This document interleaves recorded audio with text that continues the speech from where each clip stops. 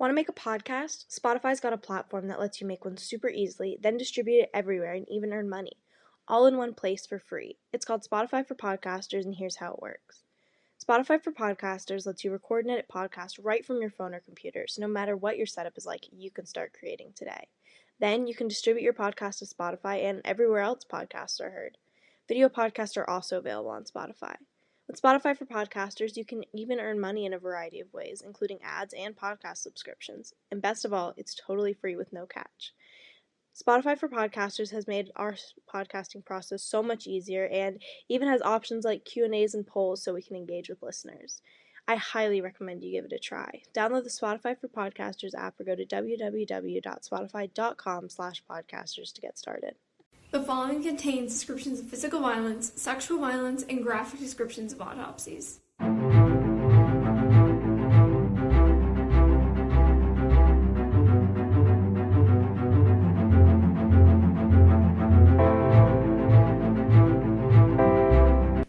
Hi listeners, this is episode 22 of TGIC Podcast. I'm Jillian. And I'm Izzy. Today we'll be discussing the haunting disappearance of Emanuela Orlandi. This is our first international for us case, so that's pretty exciting. Mm-hmm. And let's just get started with some background. Emanuela Orlandi was born on January 14th of 1968 in Rome, Italy. She was 15 at the time of her disappearance in 1983. She lived in Vatican City, so she's Italian and Vaticanese. That sounds cool. That does sound really cool, and also, I want to live in Italy. I want to live in Italy, too.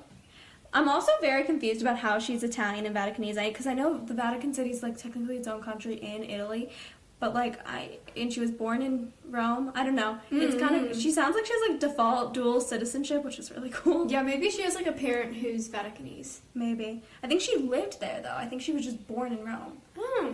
Because I think they're so close that, maybe that's where the hospital is. I don't know. I don't know. Anyway, she was the fourth of 5 children. Her parents were Ercole and Maria Orlandi. Her father was either an employee of the Vatican Bank or he worked at the Papal Household. So, hold on. We're going to have to, break this down because there's a couple things I need to address with that sentence. So, yes, it's very strange that her dad's job is just, not officially confirmed. I thought that was weird, but there's just different reports claiming different things. Maybe he worked at multiple places. Maybe they were both part-time or something. I'm very thrown off by that because just there's a lot of weird connections and throughout this whole case, and the fact that they couldn't even confirm where her dad worked throws me off a little bit. That's weird. Anyway, so you may be wondering, what is the Papal Household? Well, I had to research this separately because I was just curious. And the Papal Household is someone who assists the Pope. It's like a job assisting the Pope in carrying out different types of ceremonies, and they can be religious ceremonies or just civil Yeah, so maybe that was a side hustle. Maybe. I don't know. I really like saying Papal Household.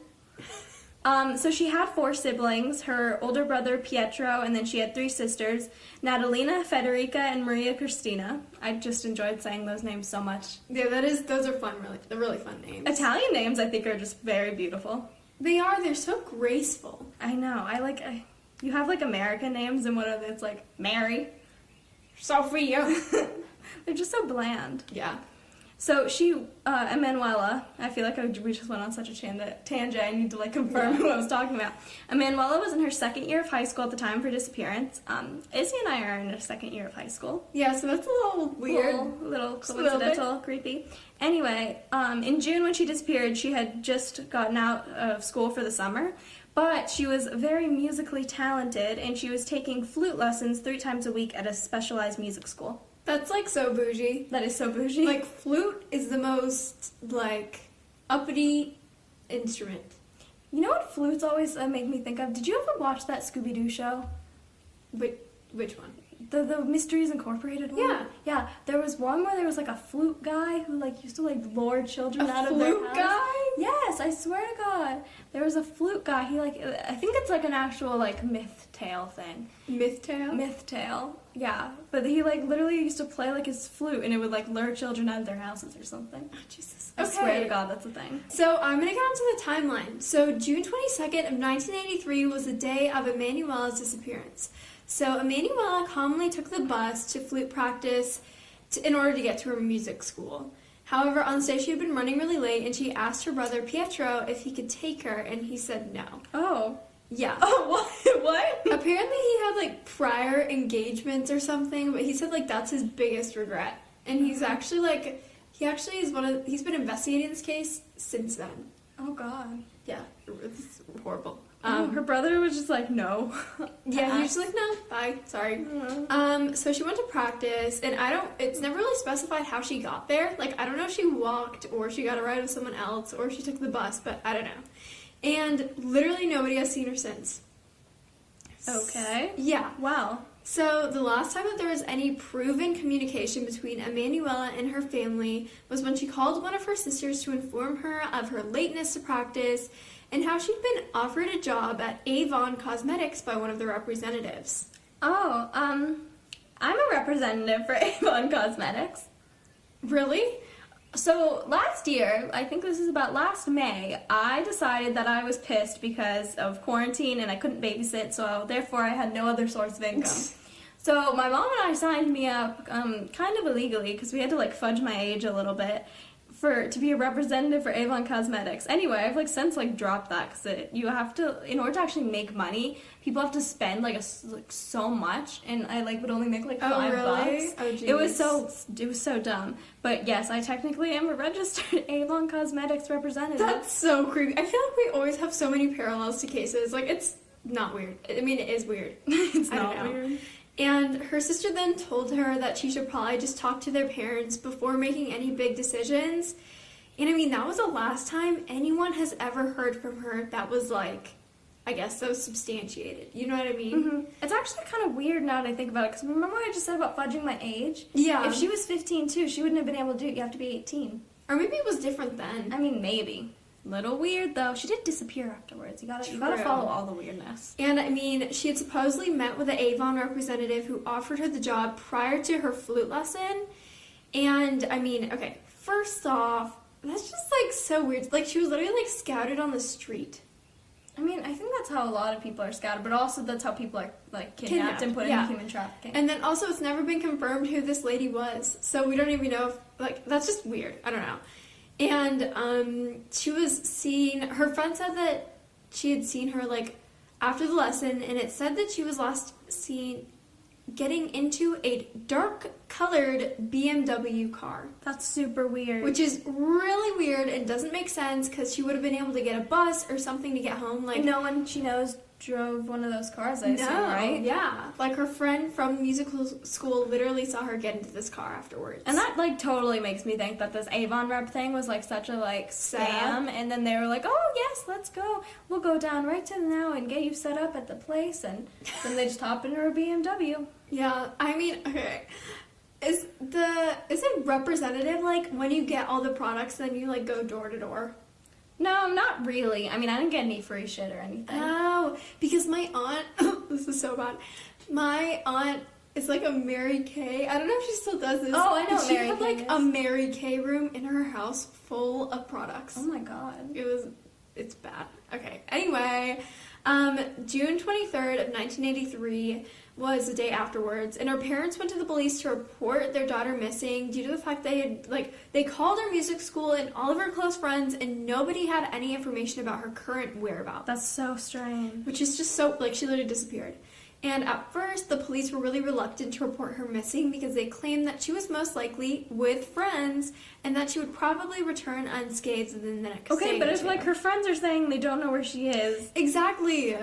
And, okay, you have to think about it. It's not like this was, like, nowadays when, like, people could have, like, internet friends that they're, like, covering up. This was, like, the early 80s. Her friends were her friends. Like, she didn't have secret friends. There was no way to have secret friends. And, I mean, that's just, that infuriates me. We talk about this literally every case. Like, either someone's labeled a low-risk case because they're older, or they're marked a runaway because they're a teenager, or they're just, like... Like, the only way to be a priority case is if you're, like, a child. Literally. Or if you have some sort of, like, special accommodations, like if you're ill or something. I don't know. And, I mean, over the next few days, her story, her photo, information about her, and her parents' contact information were spread throughout the country on news channels, newspapers, and posters. And literally, there's no evidence that's where the timeline ends, which is so weird because that's like so abrupt, I feel like. Yeah. No, actually, I noticed that a lot when I was researching this case.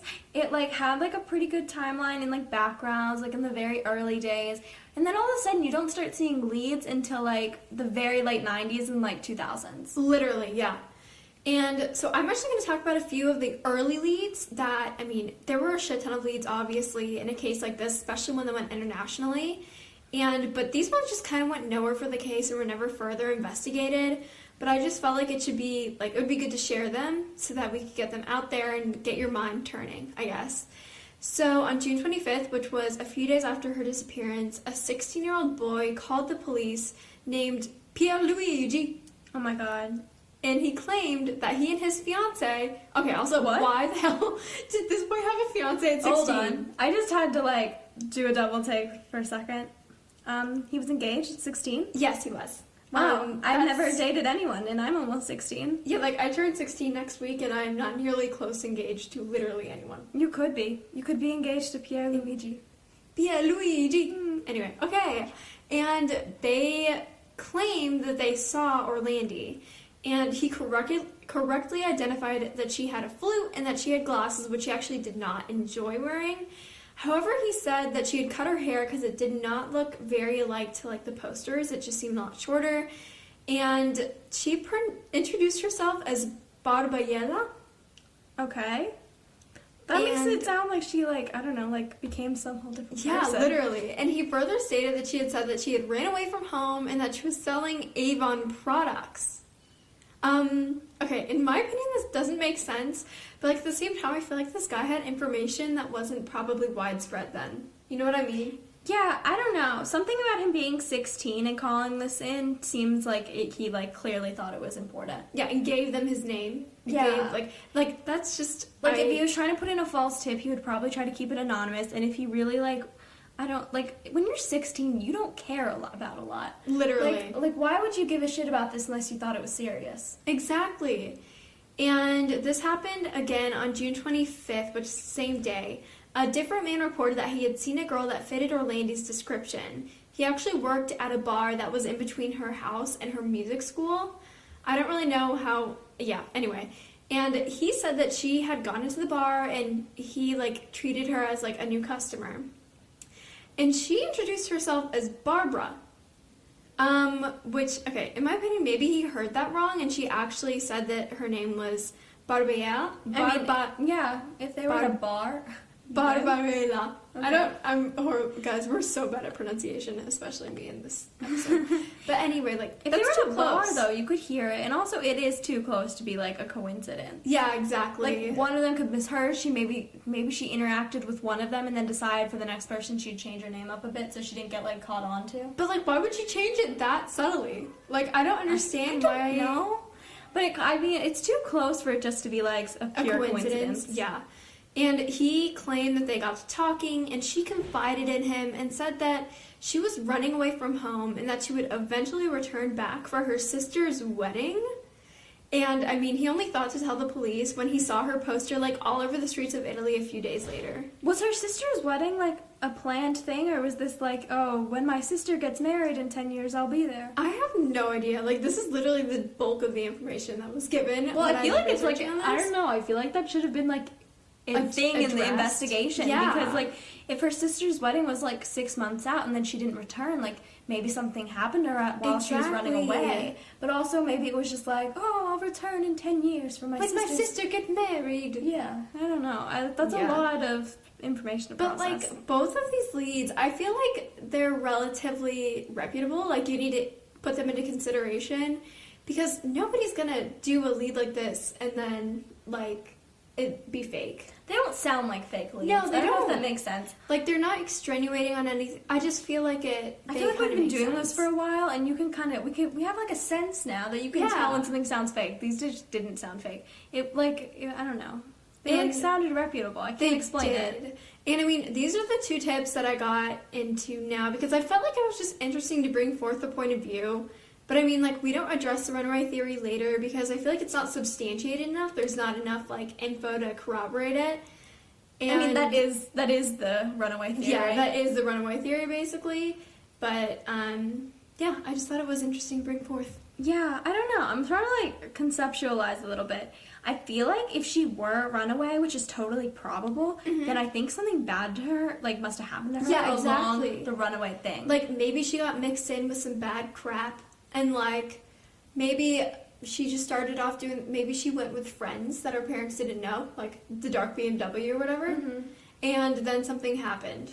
Or, like, maybe she was running away, and then when she just happened to be walking on the street alone because she was, like, by herself and, like, maybe homeless or something, that's when someone kidnapped her. Like, true. Once you put yourself as a runaway, like, a whole bunch of bad shit can happen, and that's why... It opens up a bunch of doors. That's why police should pay attention, even if they are a runaway. Exactly. Because bad things, even worse things, could just happen to you when you are a runaway. Literally. But I do have to say, like, this, if she was a runaway... This would have to be, like, very, very, like, abrupt. You know what I mean? Because her brother was supposed to take her, and then he chose not to, and she didn't have anything but her flute and her glasses. So, like, you know what I mean? It's very off. Unless the lady offered her a job at Avon, and then she was like, okay, you know what? Screw it. I'm going to go sell Avon products. You know what? I just said never say never, but that was totally out of context, so yeah, never mind. Not exactly appropriate for this kind of situation.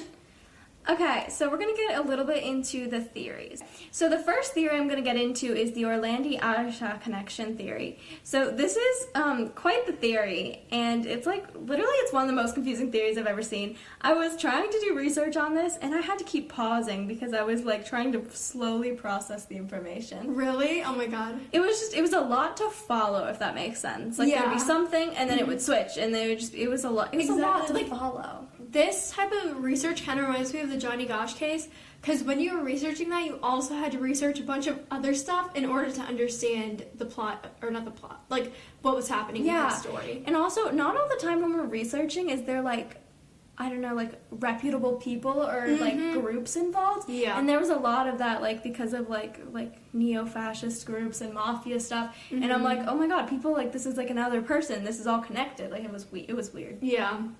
Okay, so this begins with a man named, I'm totally going to butcher this, and I'm just going to say I'm sorry now.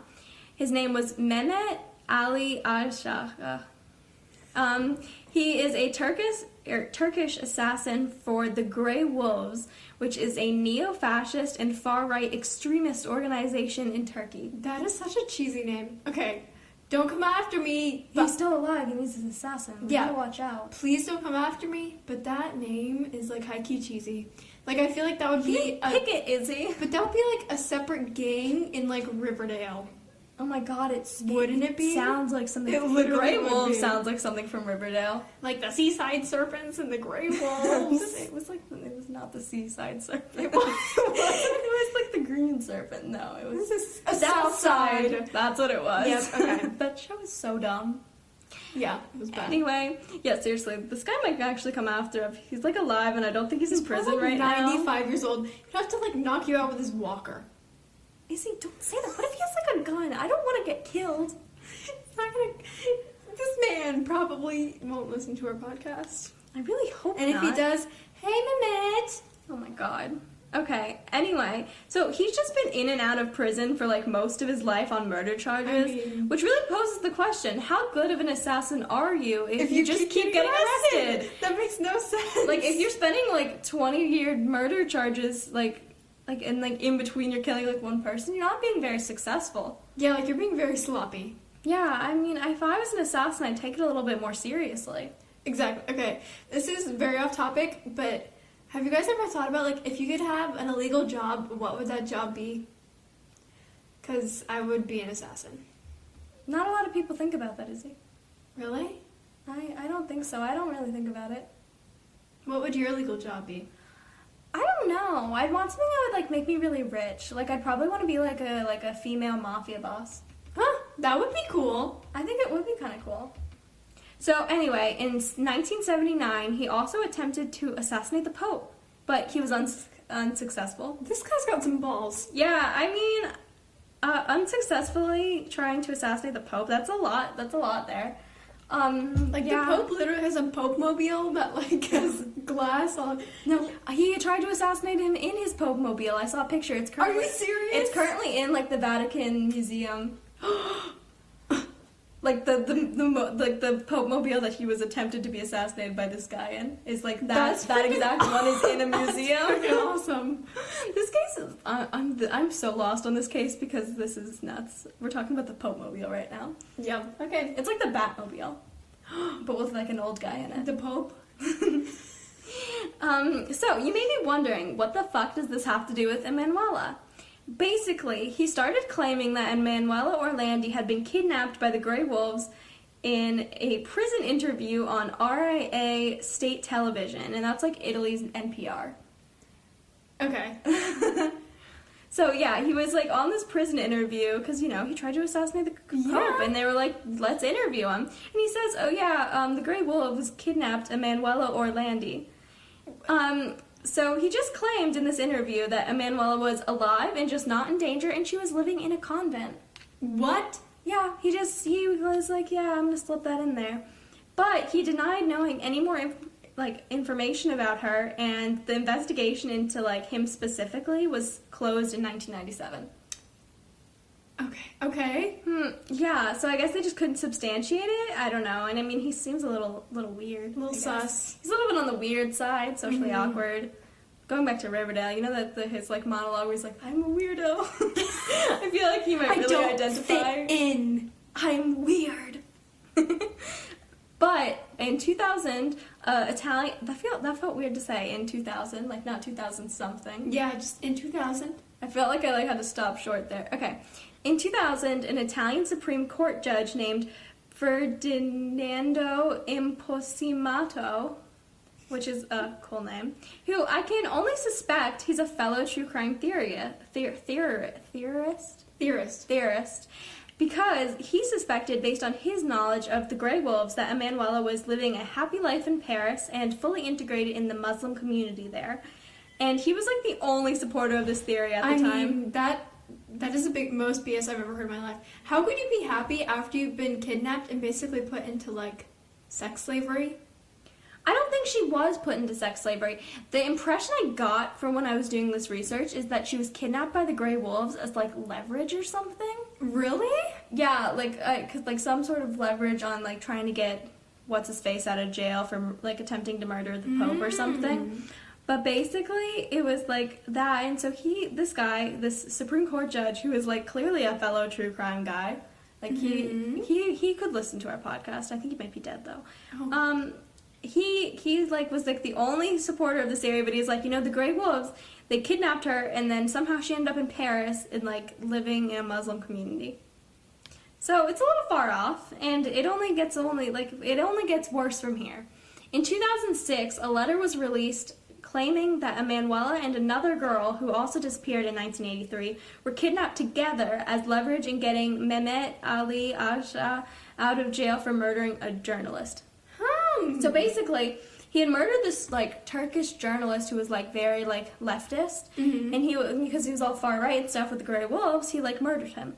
And then he got, you know, caught and arrested, and so they were kidnapped as like leverage or something. And so there's just a lot of back and forth on this theory, very confusing stuff. But then in 2010, Mehmet Ali Agca said that Emanuela was being held prisoner by the Vatican as a favor for him when he last like heard about it.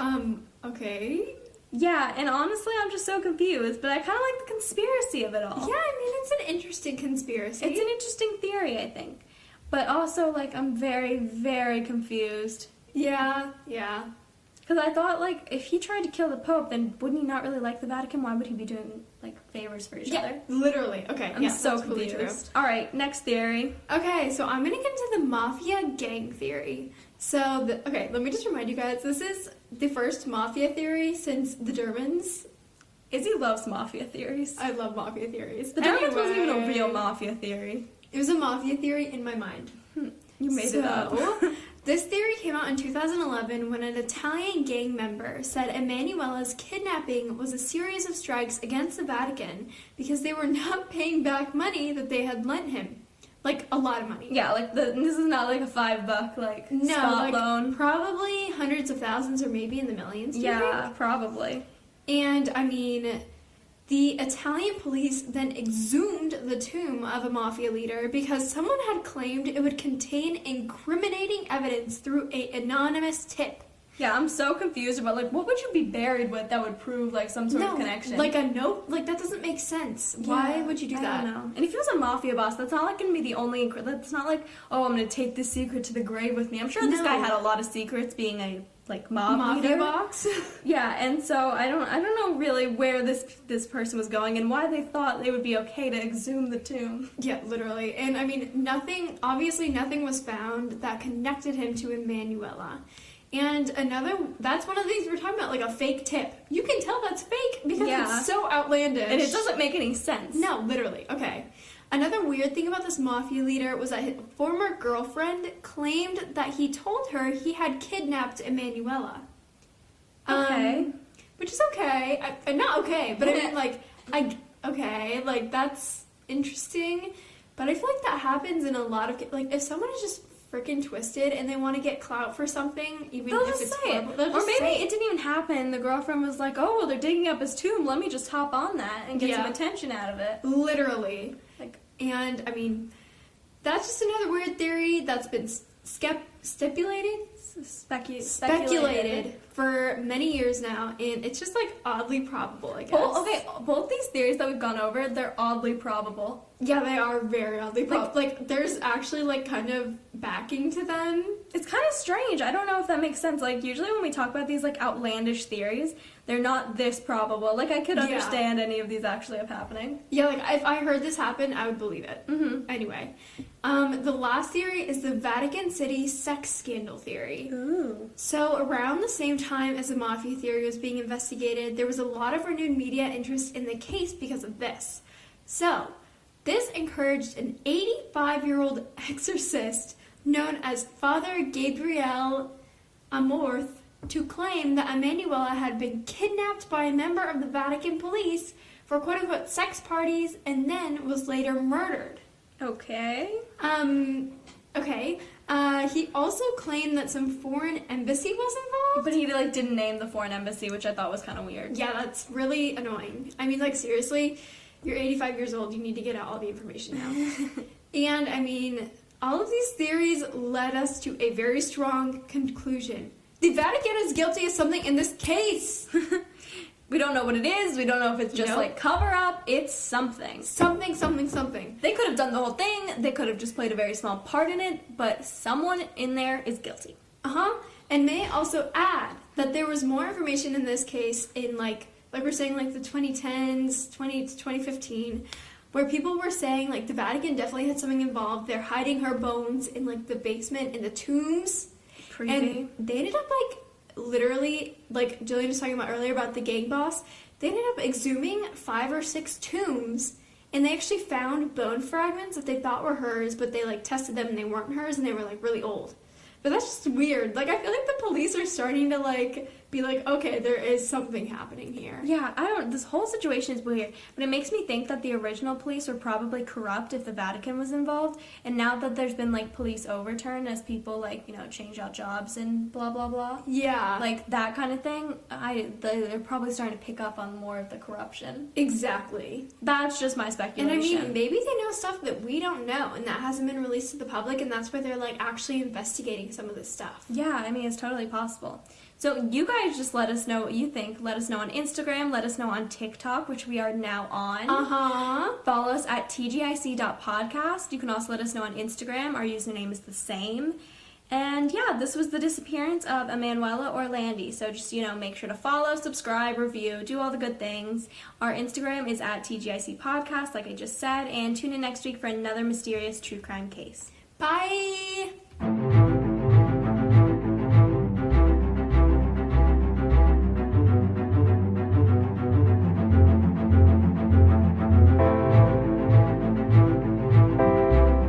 Hey guys, please take a second to listen to the promo for an amazing podcast called Licking. Mabuhay! My name is Christine, and I'm a Filipina-German podcaster based in the UK. I host a podcast called Lagim. Lagim is a Filipino word for dread or terror, but don't worry, the podcast is all in English. Every 2 weeks, I feature infamous and also lesser-known true crime stories from the Philippines. So find Lagim on any of your preferred podcasting platforms such as Spotify, Apple Podcasts, or Google Podcasts. Just type Lagim Podcast into the search bar, that is LAGIM, and then podcast, and get ready for some true crime stories Filipino style.